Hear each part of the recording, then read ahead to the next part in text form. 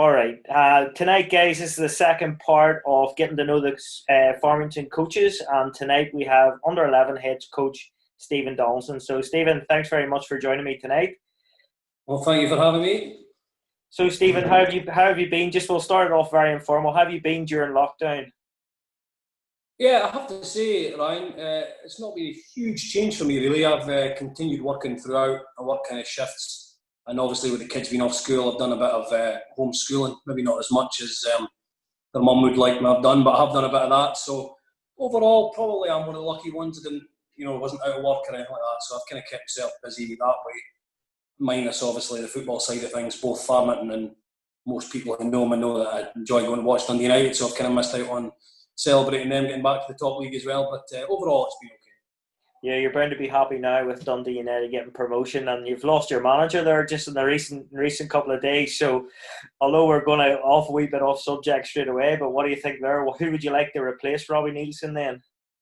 Well, that just shows you there's no loyalty in football, but I'll keep my powder dry on that one. Probably for me, Tommy Wright would be the first one I would say, simply because I think Dundee United a little bit think we're maybe slightly better off than what we actually are. I still think we maybe need to get back and stay in the league.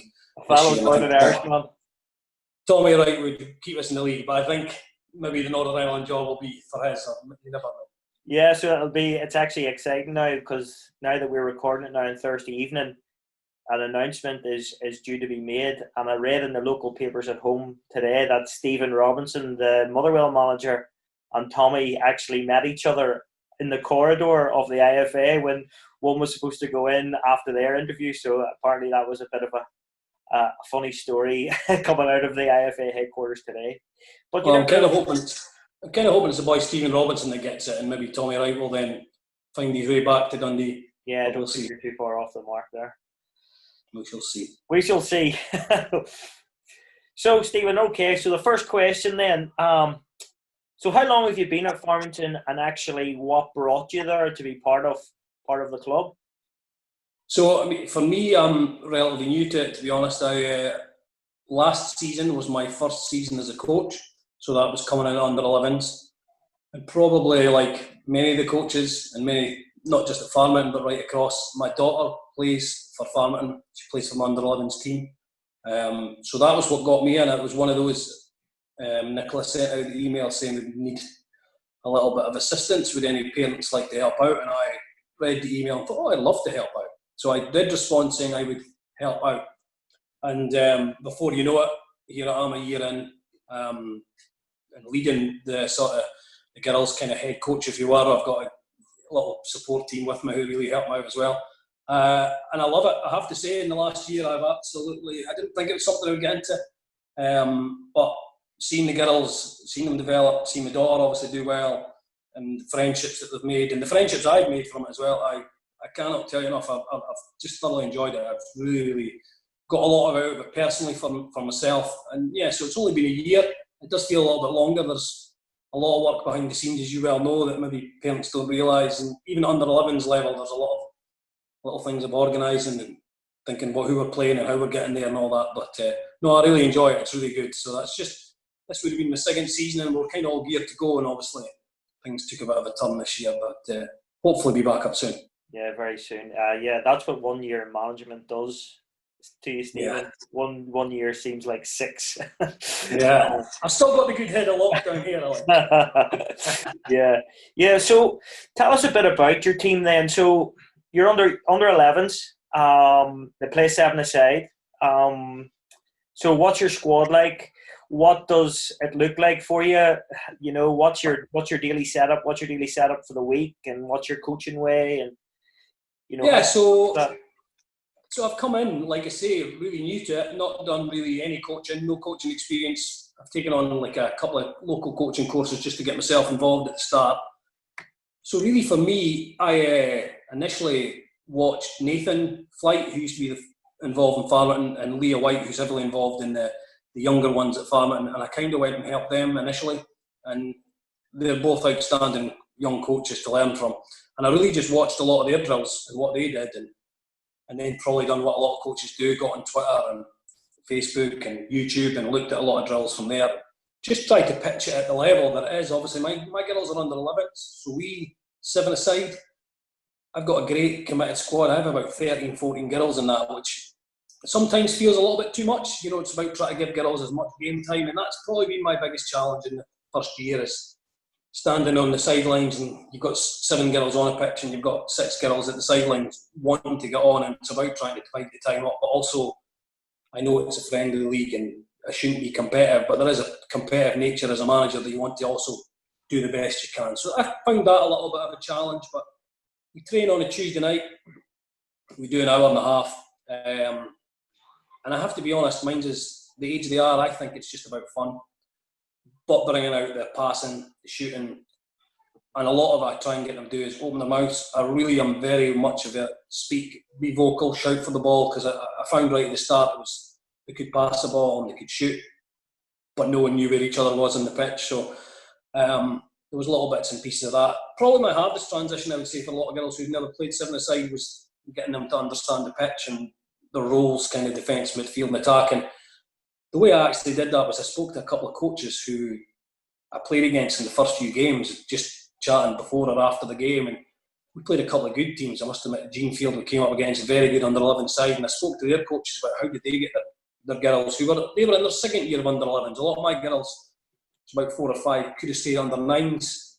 The rest would have been their first year. So I had quite a young squad first at our time, so it was a lot of learning for us all. But I've taken stuff from some coaches, and I have gone back to Nathan and Leah and asked a few things from them at times, and really just pick things up from Twitter. And we do just a lot of possession, a lot of passing.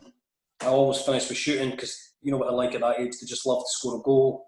And that's kind of how we do it. It has to be fun. It is about making the most fun.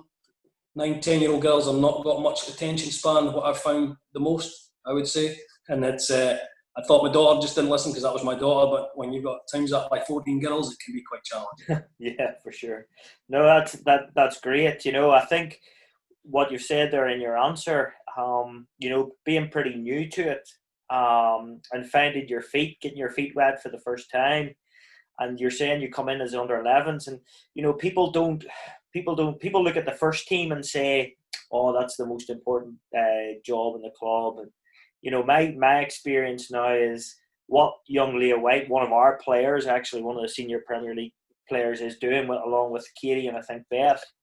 You know, they're making them fall in love with that sport, doing the Lisa Evans Centres on a Saturday morning, and then that's getting them into our club. And for me, then once they come into U10, U11, that's a very important age group, because you're the first coach that they see, you know, and that first coach that they see is so important. You know, I don't know if you would agree, but something that I've learned, you know, and once that coach gets them at under 11 and makes them fall in love with the sport, makes them fall in love with the club, you know, we've got them in the pathway for numerous years, or so we hope. And Ryan, that's something I try to do. I mean, I'm quite personable, I like to think, and I probably am one of the coaches, I would say, and I think a lot of parents would agree. You know, I don't mind putting an arm around the girls, and one of my big things is if they score a goal, they celebrate it, and I will tell them how good they were, and I really will big them up, because the biggest thing I've noticed from doing a team sport, I found even with my daughter and the other kids, they do a lot of individual sport sometimes as younger kids, and it's the first time I would say I've really noticed from my daughter and other kids in a team environment what great friendships I can get from it. And I've really tried to build friendships for the girls amongst themselves, but also them to look up to me and sort of, he is a coach, but he's actually also that he's friendly. I can go to him. I had a bad day at school, but you know, we'll come to Tuesday night and let's forget all about that and let's just have a bit of fun, but also try and make it so they're understanding that they're passing with the right foot and they're controlling with the left, but making it a bit of fun. We always have games, you know, I kept them going right through Christmas and stuff, and there was selection boxes going out for team game winners and stuff, really just because of that age group, they love to win, they love to compete against each other, and you know, we've done loads of things outside of football to get them as a group and things like that. So, you know, I think I do recognise the importance of how important it is, because I mean, Leah and Katie and others down that level, I watched my daughter go through that, and they're outstanding at getting the kids loving football. And I guess we're now just taking them onto that step to try and get them onto the football pitch and learn how to play football more than just the basic skills that they had when they were young. Yeah, brilliant. You know, and I think for me, it's great to see because I've been up and I've watched some of the sessions, and in fact, you were probably one of the first coaches that I sort of introduced along with Jeff, Andy, and Ian. When you seen them flying about and that wee top end of the pitch, the weather wasn't very nice at those times, and they're still high energy and they're laughing and they're enjoying themselves, and you're getting them to do those ABCs, their agility, the balance, coordination. It's great to see, and again, that's one thing that I think has been a real positive since coming in. Yeah, and I remember that night, Ryan, because I came over, the first time I met you, and we shook each other's hand and we introduced ourselves. And the first thing you said to me was, "Oh, you appear to have the hyper lot in the corner." And I was said to you, that's them actually being quite calm. So it just highlights exactly what I like at things. Yeah. So that takes me on. It takes me on nicely, and so you've been pretty active and try to keep your group active over lockdown. And I've seen you've put on some videos on the Facebook. You've given them different challenges to do. So yeah. So how have you treated, or how have you used your management skills, should I say, with your wee team during lockdown? Yeah, I think probably like a lot of people, I never really thought lockdown was going to be 15 weeks of lockdown. So the initial sort of closure was seen as, all right, we'll do little challenges, and I filmed myself doing things, and I gave them a week to do it. And I also contacted a few other coaches. I even got Nicola Davidson from the Prem team. I contacted her, the reason I did that was because I think even at my age group, the girls really look up to the Premier players and players they can look up to. So I got Nicola, she did it well, and I got some of the girls to copy it.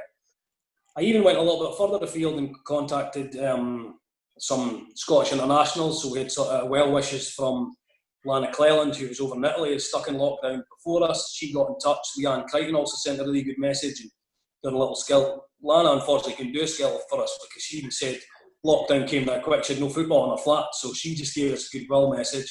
Leanne Crichton did a little skill. So that was probably the initial focus, to try and keep the girls interested. And I'm a little bit annoyed at myself. I think there was a bit of a lull that maybe most of us kind of went into when lockdown continued on, and we kind of all went about our own things a little bit. In the last couple of weeks, I've tried to pick it back up.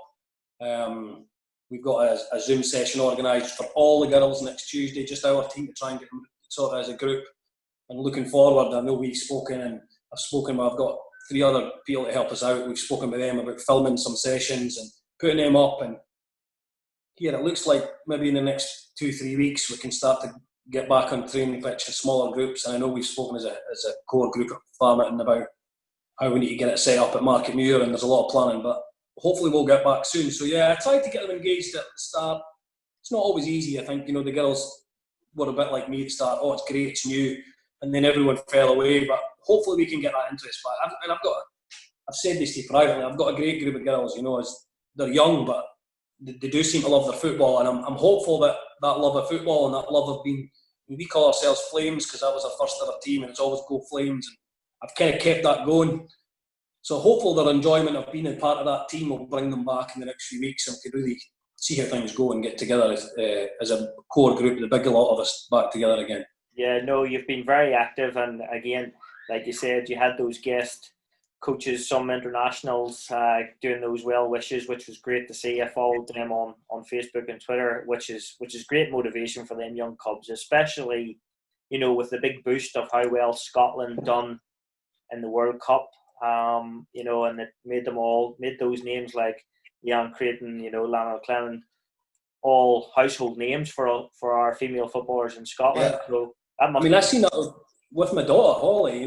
She probably wasn't. She comes to Dundee United. She's got a season ticket with me, so she watched a lot of football. But last year would be the first time I would say she sat and watched women's football with me. A lot of the games, knew the players. I know some of my team went with Farmington to the friendlies before the World Cup and got photos with the girls. And I think that's even when I was saying about Nicola Davidson. Okay, she's not a Scottish internationalist, but the girls I'm playing are 9 and 10. If you can get them to look above them to the Prem team at Farmington or to the superstars in the Scotland squad, it gives them something to aim for. And the girls at my level just love mingling with the Premier League players at Farmington. So to get a message from internationals, I just really tried to get that. And I was really grateful for them to reply and give them a little boost. That's all it was. No, it was fantastic. And again, it shows that during lockdown we've had to use initiative.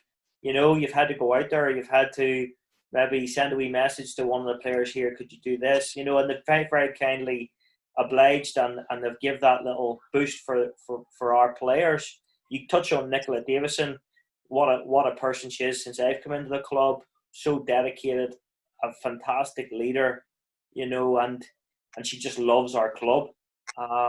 And she would do anything for her club. So she's a fantastic role model to when it comes to loyalty, when it comes to wearing her heart in her sleeve for the badge. She's probably experienced the good times. She's probably experienced that. So she's got loads of experience. And, along with her and Alana Bruce, probably I call them the over 40s group, and part of the group. They don't like it, but, it's only a bit of banter, but they know. So, they've been fantastic, and they're great leaders within the. I think that's to touch on that as well, Ryan. I mean, I've obviously only been involved with farming for a year, but I had friends previously involved coaching things, and I've watched from afar. And one of the coaches that helps out for us, Lynn Simpson, she played for them a number of years ago, and I think she played with Alana and Nicola, and you're talking a good few years ago. So it just shows how long they've been there, and I've watched them. Just some of the women's football at the side, and they've always been involved. So there's certainly players that I would say, it's great to see how much they've given to farming as well. I know the kids love sort of seeing them and getting their high fives and certificates if there's been camps and things like that. So, it's trying to keep that family side of it going, and that community club that farming is. It's great to get these players involved. Yeah, and I think that's what makes the club unique, because we are so small in stature. We're not like a Celtic, Rangers, well, I suppose we are similar to Glasgow City. Glasgow City has pushed on and been qualified for Champions League, won the title for 13 years, and the work that Laura Montgomery down there has done has been absolutely phenomenal. But let's not forget, Forfar Farmington have experienced some success, getting to a cup final under previous management, and being successful. And I do believe that there's enough players coming through the ranks, starting with your 11s right through when you touch on up to the 15s into the 19s. There's still players that are capable of bringing those good times back. And I still think Alana, Nicola, those girls have still got a huge part to play in the progression of our club, not only on the field, but off the field, and again, engaging. Yeah, absolutely. I mean, I agree with you 100%. And I think for me coming in recently, and you see how the women's game in Scotland is developing professionally, the amount of SPL clubs and professional men's teams are now branching out and having female teams with them. It's a real challenge for farming. Yourself, it's a small committee, it's a group of people really trying to keep this club punching above its weight. And I think people should really recognise how well it is to be the status it is in Scottish football. Everyone knows Forfar Farming. You go right across any club in Scotland, I'm sure everyone knows who Forfar Farming is. And we're only a small town in Scotland who's got an excellent pathway for Scotland. And it's something I think we should probably, it's difficult, but it's something we should probably shout a bit louder, and probably something we'd love more people in Forfar to come and watch us. I don't think people probably realise the standard of football there is. I mean, we spoke briefly before we came on there, and I know it's not always worked out with the American girls and stuff, but some of the quality players we'll be able to bring in, finance to bring in, would have really increased the quality of football in Forfar. And it's really just about trying to say to people as well, go and watch it. It's really, I think people maybe think, oh, it'll be slow, it'll be this. I am hugely surprised at, probably the biggest thing that surprised me is the skill level of some girls. And I've watched some of the age groups above. Some of the summer camps was one of the first times I watched them before I got involved. And some of the skills these girls have, their ability to control the ball, turn the ball, ping a ball, I was really amazed. And I think people don't realise how good and skillful some of the girls can be. Yeah, well, that takes me on brilliantly to the next question then. You must be reading my mind. So what do you think the difference is in boys and girls in regards to the playing the game? I probably touched on it a bit there. I do think it is a bit slower, and I think some people who maybe watch it, well, it's a bit slow and nothing happens quickly. I think a lot of that's to do with Scottish football is renowned for a bit of physicality. Anyone who listens to this and thinks, Stephen, what you say, I never played at a great level, but I was physical, and I was every 50-50, I was involved, and so I was quite aggressive and physical in football in that way. And there's maybe not that side of it in girls' football, but like I just touched on the question I said in the minute before, the skills that these girls have, and my girls, most of them can strike a ball right, left-footed. Now, I played football for a number of years, not at any level, but my left foot was for standing on. And even these girls, 9 and 10, probably because of the grounding they get from Katie and Leah and the younger lady, they can control the ball, they can pass the ball. So I think women's football has that. I generally think we're not jumping up at headers, there's no elbows flying about, there's not a lot of crosses going in. And even at my level, 9s and 10s, we can kind of shirk from a tackle a little bit. But actually, movement and passing, I would say the girls get it. They're wanting to move, they're wanting to pass the ball, and they're energetic. And it might be a little bit slower, they maybe can't kick the ball as hard at my young age group as what you see some boys and stuff doing. But they can give, I would say, they give them a good game. And honestly, I think some of the girls probably don't get the credit for what they can do with football, as some people think guys can do a lot better. I think some girls would really show people up if they didn't watch the skill level that is there. Do you think girls listen more than boys? But bearing in mind I manage under 11s, I'd probably say no, because the battle I have to get them to listen. But I think that's just the age they are and the attention span I've got. Yeah. Maybe I don't explain drills very well, but every time it seems to be on my 4th or 5th time before we get there. But they take it on. I would say, I've got the team I have. There's a couple of girls. I wouldn't say we've got in positions, but there's definitely defenders, midfielders, and attackers. And I'm very lucky. I've got a great little goalkeeper as well. And some of these don't get that in the girls, but I've got some defenders. The defenders of my team just seem to have absorbed everything I've said. And it's sometimes hard, I think, at this age to say mark. And sometimes I'll say things like goal side and man mark, and they look at me as I've got 2 heads, and I forget the age that I just coming out with it. And that's probably my coaching inexperience as well. But my defenders, some of them, they've just absorbed how to defend. And I know that's an art in football in itself, and they're young, just defenders, but they do listen, and they've just picked up where to be and how to defend. And it's great to see when you start picking up. And I've seen little girls do little tricks, or even just seeing some of my girls in the game do a wee feint one way, then taking the ball the next and going past. And it's things you work on in training, and you think, well, they get it, and you see it in a game, and you think, oh, they have listened, and they've got it and stuff. Or I always try and get them to go to the byline, cut back, and we scored the goal in one of our pre-season games just before it all kicked off, shut down. And I celebrated it, and it was only a friendly, and it was just to get us going the season, but it was pass, and they cut it back, and it was Eilish scored a great goal. And I thought, oh, they've listened to everything I've said in that move, so they do listen, not all the time though. Yeah. No, so some of my girls don't listen too, but that's probably because I chirp on away for a lot of times. But, we talk about it in the age group that you're at, and it's a question now that I asked Ian in the first interview. So we go to development versus winning, and at your age group, do you see development most important, or do you see winning most important? And that being said, I don't think you can take winning away from anything, no matter what age you are. So I do agree that there has to be a winning element into. That's why we all play football. That's why we all play sport, to win. And girls will know when they score. They'll know how many goals they'll score. They know how many goals they concede. So even if we don't keep the score, they still go to their mum and dad at the end. Mummy, I scored 3, or we let in 5. So what's your views on the development versus winning at your age group specific?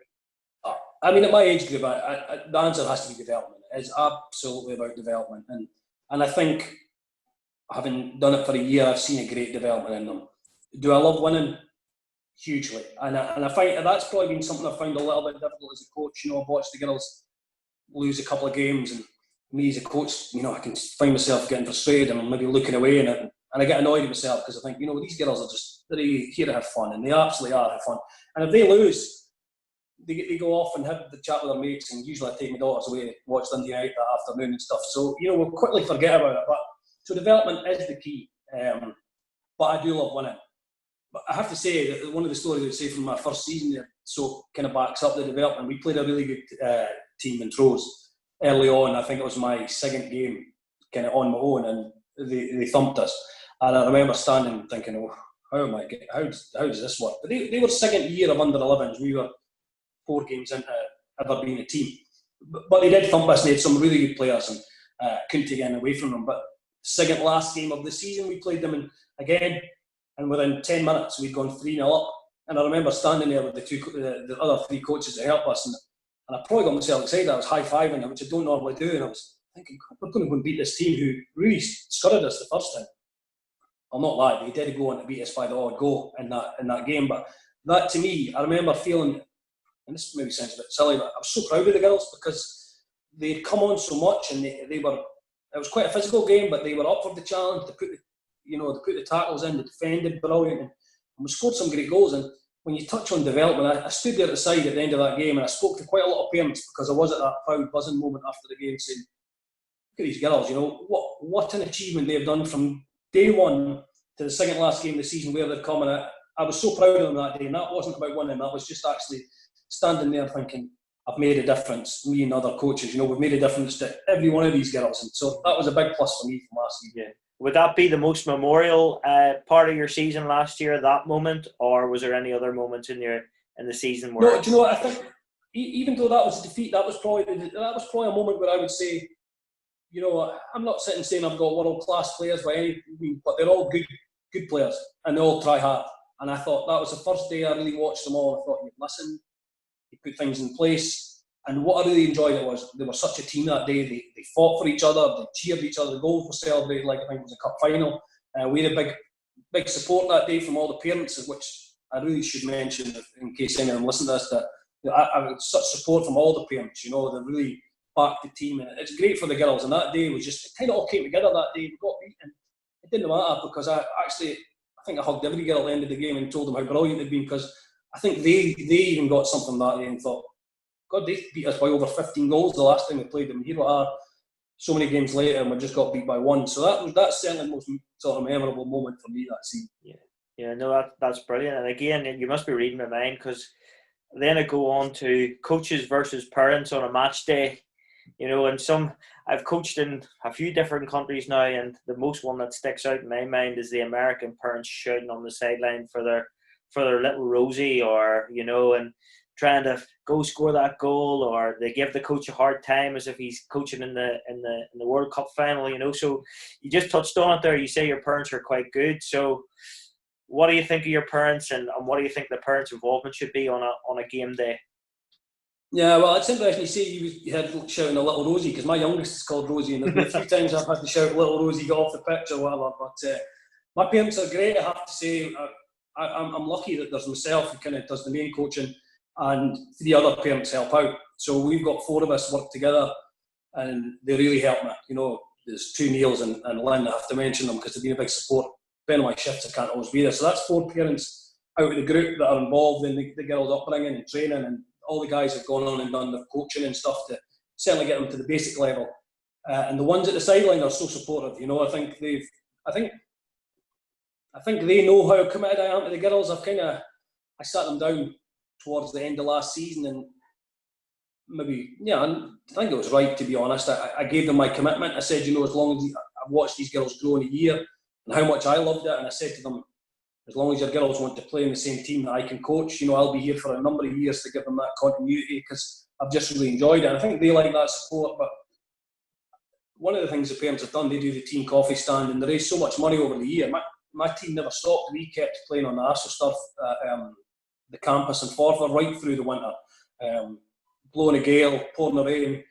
Because we raised enough money, we were able to keep going. And I remember 29th of December, it was freezing cold Saturday afternoon. I had 10 girls out there in the middle between Christmas and New Year, and we had a great little training session. And that's because the parents were willing to get involved right from the start with the tea fund and stuff. So, no, they're very supportive of us, so it's really good. Yeah, we can't take that away from especially our club, that just how important these volunteers are. Not only volunteer parents doing the tea stand, as you've said, on a rainy Saturday morning just to raise funds for your team or for the club, but the volunteer coaches who are also parents who give up their time on a Monday, Tuesday, throughout the week, and help you so much.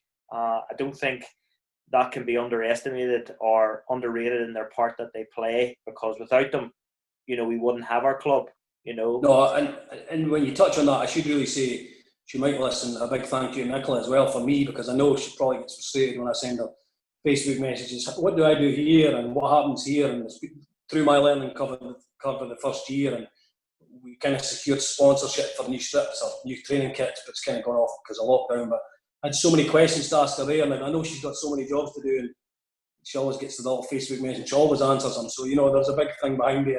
And that's the thing, people don't realise how much it goes to the amount of girls that come through Farmington. There's so much organisation in that to get it all run together. Yeah. So we're nearly finished. So we've got 2 more questions. Second last question would be, what would you say to any young player that is in and around the area that would, if they're interested in playing football for our club, what strengths or what can we offer those young kids coming to our club that makes it unique and different to the rest of our clubs surrounding us? The thing that first comes to it's fun and friendship, I would say. That's what I'd say. My group, certainly at my age group level, it's very much fun, and I've seen girls that not knowing each other now develop great friendships. So if you want your girls that are interested in football, they'll make friends and they'll learn. I've just said to you, I've not done coaching before, and I'm willing to get better. I'm sure that moving forward, I'll shadow yourself when I can, and I'll learn from yourself, and your background will help me. So there are coaches there who are committed. There's people training 2 nights a week. We do 1 night a week, but when we didn't have games, we did Saturday morning. So they're getting two training sessions a week, and we'll work on the ball skills. And we'll if they want to be good footballers, I guarantee you, if they come to Farmington, they will get better because the facilities are there. There's great facilities. We're well backed. We've got some good coaches, and I would say quite a group of committed coaches, each to their own individual team, obviously. But everyone's there to help the girls, and it's a great environment. I hope it's kind of come through. I've loved it. I didn't think I would. I felt I'd be one of those parents who just watch my daughter and stand at the sidelines. I'm so heavily involved, and it takes up a lot of your mind to think of how can I get these girls better. But it's I think it's just giving girls the opportunity, and I think the way women's football's going, there's going to be more girls get involved, and it's just about giving them that opportunity. Because one day, I guarantee Forfar will produce somebody who'll go on and play at a really, really high level, because there is the coaching ability of that at the club. Yeah, I would echo that statement. I think any female young girl looking to get into football now, it's a fantastic opportunity for them to push on and really have that dream or have that goal to be a professional football. Because you look at Celtic and Rangers and Glasgow City, Hibs, Hearts, and the investment that they've made, and not only that, Aberdeen, Dundee United. You look at those teams in the female football game now; they're really, really pushing their female footballers. And I think it's a real good window now for any young aspiring young girl wanting to be the next, Jane Ross or Jenna Faith or whoever it may be. It's a real good time for them to want to. And we've started to get the exposure of the women's game a little bit more. I still think it could be more on the BBC and stuff, but there is exposure there for the girls to see now. So I think there is something for them to aim for as well. So I think it's a really good time to be involved in women's football. Yeah, for sure. And then last question. You've been brilliant throughout. So Stephen, where do you see yourself? What is your ambitions as a coach? What do you see yourself in the next 6 months, a year, 2 years? What would be your dream achievement in regards to in the coaching front? Do you know what? I'll be honest, my whole thing of the coaching is for my daughter and my daughter's team, and that's how I started. And I said, kind of touched on at the end there, I was quite committed to the team. I said that to the parents at the end of last season, that I will stay there for this group of girls. And I mean that. I love coaching them. They're almost like an additional family to me. That's where I see myself, keeping these girls developing, hopefully keep this core group of girls together, maybe add to it as we go on and just develop them. And what will be after that will be, I'll not set myself too many high targets. I just enjoy it, and I think for me and for anyone who does listen to this that's maybe not involved, or a parent who maybe sits and watches it, I'd say, if you fancy it, give it a go, because that's all I did. I just responded to an email saying I'll help, and now I'm kind of involved. I like to think quite heavily. I like to watch the results of all the teams coming through, and I love it. Personally, it's given me a massive boost, in my personal life and everything. I really just take a lot from it. So it's really good to get involved. So we'll just see what goes from there. Yeah, brilliant, Stephen. Well, thank you very much for being the second coach up on the Getting to Know You video. I hope you've enjoyed it. I've definitely enjoyed it, and getting to know you a wee bit better as well. But thank you very much, and hopefully whenever lockdown eases in the next couple of weeks, we'll get to see each other on the field very, very soon. Yeah, Phil, thanks for having me, and we'll hopefully see you, Mark, and you soon. Yeah. No problem. Thanks, Stephen.